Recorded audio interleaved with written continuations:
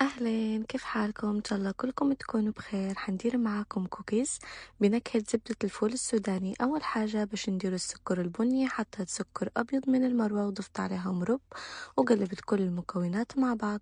في العجانة حطيت الزبدة معاهم السكر البني، بعدين حطيت عليهم البيض بالتدريج، بعدين حطيت جميع مواد الجافة. آخر حاجة حطينا عليهم زبدة الفول السوداني، حتعطي نكهة جدا لذيذة وقوام، وفي نفس الوقت هلبة حلوة. اللي يحبوا الأكل الصحي تقدروا تستبدلوا بدل دقيق أبيض تديروا دقيق الشوفان، وبدل السكر الأبيض تديروا سكر جوز الهند.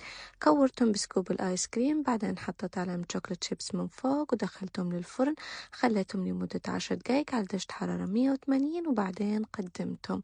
كانت الوصفة جدا لذيذة وحلوة في نفس الوقت، مقرمش من برا وطري من الداخل.